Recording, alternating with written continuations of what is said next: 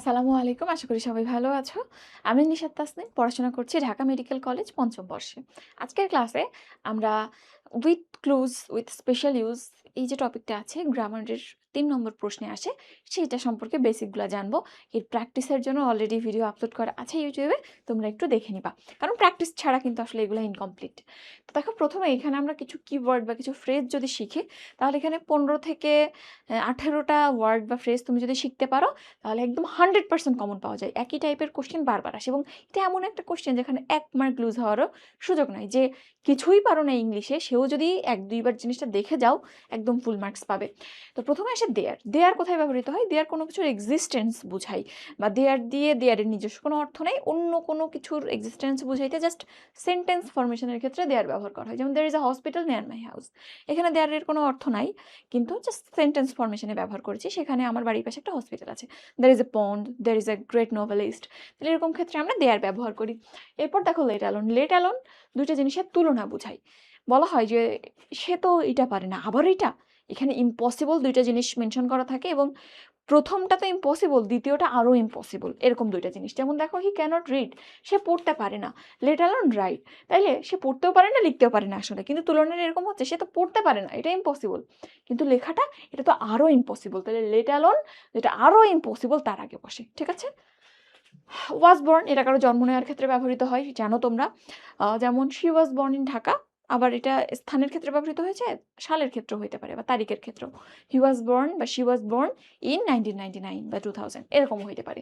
ঠিক আছে, এটাও খুব কমনলি আসে। এরপর হচ্ছে উড র্যাদার। উড র্যাদারের সাথে তোমরা হ্যাড বেটারটা গুলিয়ে ফেলো, এই দুটো গুলানো যাবে না।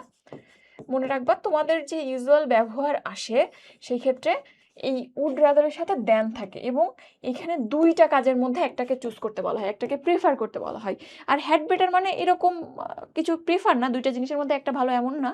এটা শুডের অর্থ প্রকাশ করে, বরং এটা বরং ভালো, এটার অর্থ বরং ভালো, একটা থেকে আরেকটা বরং ভালো। আর হ্যাড বেটার দিয়ে শুডের অর্থ প্রকাশ করে, যেমন you had better see a doctor. তাহলে এখানে you should see a doctor, এরকম অর্থ প্রকাশ করে। সো আমরা উড রাদারের তুলনা পাবো। যেমন I would rather stay home, মানে এখানে I would rather stay home then to go to office, এরকম দুইটা জিনিস। স্ট্যান্ডার্ড ইউজে দেন দিয়ে আরেকটা অংশ থাকবে, তাহলে তোমরা বুঝতে পারবা। ঠিক আছে, তাহলে এখানটাতে উড রাদার কেন হইলো? এখানে যদিও কমপ্লিট নাই, তারপর তুমি বুঝতে পারছো যে এখানে এরকম কমপ্লিট থাকবে, তোমাদের পরীক্ষার ক্ষেত্রে সেটাই থাকবে। এবং এখানে উড রাদার হবে, অ্যান্ড হ্যাড বেটার শুড অর্থে ব্যবহৃত হবে। এখানে দুইটা জিনিস উল্লেখ থাকবে না, একটা জিনিসই থাকবে। এরপর দেখো অ্যাজ সুন অ্যাজ, তোমরা জানো অ্যাজ সুন অ্যাজ মানে যত দ্রুত তত, মানে একটা কাজ হওয়ার সাথে সাথে আরেকটা কাজ হচ্ছে। Call me as soon as you arrive, এটা তুমি জানো। আরেকটা নো সুনার হ্যাড, ওটা just as soon as no sooner had একই অর্থ, একটা হচ্ছে পজিটিভ, একটা হচ্ছে নেগেটিভ। দ্যাট ইজ একটা অ্যাফার্মেটিভ, একটা নেগেটিভ। তো এখানটাতে জাস্ট নো সুনার হ্যাডে তোমরা একটু জানো যে নো সুনার হ্যাডের পর দেন বসে। নো সুনার হ্যাডের পর কি বসে? ড্যাশ দিয়ে দেন বসে। এটা তো জানো তোমরা, no sooner had he arrived then it rained. এরপর দেখো হোয়াটস লাইক।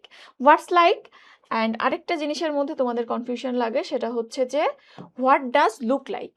তো এইখানটাতে সাধারণত আমরা যদি দেখো, যদি হোয়াটস লাইক মানে কেমন, অ্যাকচুয়ালি জিনিসটা কেমন এটা বুঝাই, কিন্তু হোয়াট ডাজ লুক লাইক মানে জিনিসটা দেখতে কেমন সেটা বুঝাই। তো হোয়াটস লাইকে কোয়ালিটি বুঝাই, আস্কড অ্যাবাউট কোয়ালিটি। যেমন what is the weather like, ওয়েদারের কোয়ালিটি কেমন, ওয়েদারটা কেমন দেখতে তা জিজ্ঞেস করছি না। তাহলে কোথাও যদি এরকম দেখো যে জিনিসটার কোয়ালিটি সম্পর্কে জানতে চাচ্ছি, তখন এরকম করে হোয়াটস লাইক দিবা। কিন্তু যদি কখনো দেখো কোয়ালিটি না, কেমন দেখতে, অ্যাপিয়ারেন্সের কথা বলতেছে, তখন হোয়াট ডাজ লুক লাইক। যেমন what does she look like, তার চেহারা কেমন বা সে কেমন দেখতে, এটা দেখলে তুমি বুঝতে পারবা। সাধারণত তোমাদের পরীক্ষাতে যেটা আসে যে জাতীয় ফুল দেখতে কেমন, এটা দেখবা খুব কমনলি এসেছে। তো হোয়াট ডাজ লুক লাইক হবে কিন্তু, হ্যাঁ, কোয়ালিটি সম্পর্কে না, অ্যাপিয়ারেন্স সম্পর্কে আমি জানতে চাচ্ছি। আচ্ছা, এরপরে হ্যাড বেটারটা অলরেডি বলছি, শুড এর অর্থ প্রকাশ করে, you had better study, that is you should study. এরপর আসলে হ্যাভ টু হ্যাজ টু, বাধ্যবাধকতা বুঝাই, মানে হ্যাভ টু হ্যাজ টু যেখানে ব্যবহার করি এটা করতেই হবে এরকম ইন্ডিকেশন বুঝাই। আই হ্যাভ টু ওয়ার্ক বা হি হ্যাজ টু ওয়ার্ক, এরকম।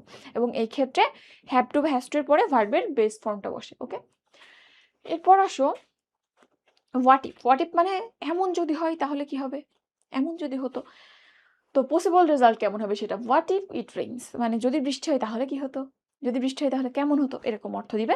এবং এটা সেন্টেন্সের শুরুতে থাকবে, শেষে কোশ্চেন মার্ক থাকবে। এটাও খুব ইজিলি বুঝতে পারবো। কোনো একটা ইভেন্ট হইলে কেমন হতো, এরকম প্রশ্নের ক্ষেত্রে আমরা হোয়াট ইফ বসাবো। একটু প্র্যাকটিসে যাবা। আচ্ছা, অ্যাজ ইফ অ্যাজ দো এটা তো তোমরা জানো। এখানে আনরিয়েল কম্প্যারিজন বোঝায় যে সে এমন ভাব করতেছে যেন সে একটা পণ্ডিত, কিন্তু আসলে সে সেরকম না। সো এখানে কম্প্যারিজনটা খুবই আনরিয়েল, এরকম বোঝায়। এবং এখানে কিছু রুল আছে তোমরা জানো। প্রথমটা প্রেজেন্ট হইলে পরেরটা পাস্ট হয়, পাস্ট ইনডিফিনাইট। প্রথমটা পাস্ট ইনডিফিনাইট হলে পরেরটা পাস্ট পারফেক্ট হয়। এবং এইখানটাতে কখনো ওয়াজ বসে না, ওয়ার বসে। অ্যান্ড এই বেসিকটা তোমরা জানো, যদি এটা খুব বেশি পরীক্ষাতে আসে না, তারপরে একটু দেখবা। আচ্ছা, would you mind. Would you mind মানে এখানে আসলে কারোর কাছে পলিটলি রিকোয়েস্ট করা বোঝায়। যেমন উড ইউ মাইন্ডের পর একটা রুল আছে যে এরপর ভার্ব আসলে ভার্বের সাথে আইএনজি বসে। যেমন উড ইউ মাইন্ড, এখানে যে এক্সাম্পলটা আছে হেল্পিং মি, বা would you mind drinking a cup of coffee with me.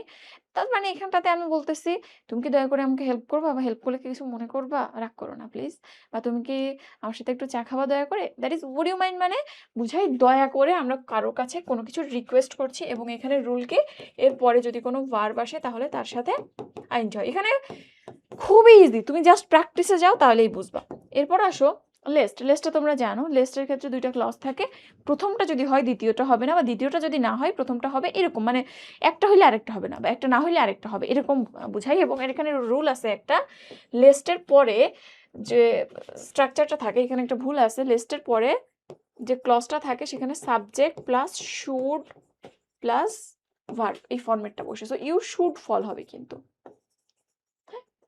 ওকে, তাইলে এখানটাতে লেস্ট বলতে নচেত বোঝায় যে তুমি যদি প্রথমের কাজটা না করো দ্বিতীয় কাজটা হবে। যেমন walk slowly, lest you should fall, that is ধীরে হাঁটো। তুমি যদি ধীরে না হাঁটো, প্রথমটা যদি তুমি না করো, তাহলে দ্বিতীয় ঘটনা ঘটবে, দ্যাট ইজ তুমি পড়ে যাবে। ওকে, এটা জানো তোমরা।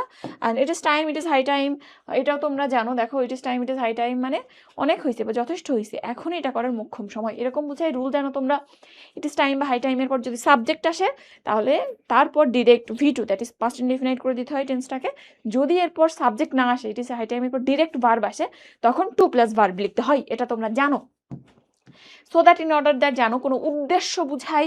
এবং এখানে রুল হচ্ছে so that in order that পরে যদি প্রেজেন্ট টেন্সের সাথে এটা কোইনসিড করে, তখন সাবজেক্ট প্লাস ক্যান বসে। আর যদি পাস্ট হয় তাহলে সাবজেক্ট প্লাস কুড বসে, এটা জানো তোমরা। হ্যাঁ, প্রেজেন্টের সাথে ক্যান দিবা, পাস্টের সাথে কুড দিবা, বা থাকবে ওখানটাতে। তুমি জাস্ট উদ্দেশ্যমূলক কোনো কাজ বুঝাইলে সো দ্যাট বা ইন অর্ডার দ্যাট দিবা। Study hard so that you succeed, that is উদ্দেশ্য কিভাবে বোঝাচ্ছে, বলতেছে পড়াশোনা করো, এর উদ্দেশ্যটা কি, so that you succeed, that is বা ইউ ক্যান সাকসিড, যাতে তুমি এখানটাতে সফল হইতে পারো, দ্যাট ইজ উদ্দেশ্যটা তেমন সফলতা। ঠিক আছে, তাহলে আশা করি বুঝছো। এই কয়টাই তুমি যদি ভালো করে একটু দেখে যাও, 16টা মাত্র, 16টা দেখে তুমি যদি প্র্যাকটিস করো, তোমার মার্কস এখানে কেউ আটকাইতে পারবে না। ওকে, তাহলে প্র্যাকটিস করবা সুন্দর করে, ইনশাল্লাহ এইটাতে অন্তত ফুল মার্কস পাবে। তাহলে নেক্সট কোনো ক্লাসে আবার দেখা হবে, সেই পর্যন্ত আল্লাহ হাফেজ, আসসালামু আলাইকুম, ভালো থাকো, সুস্থ থাকো।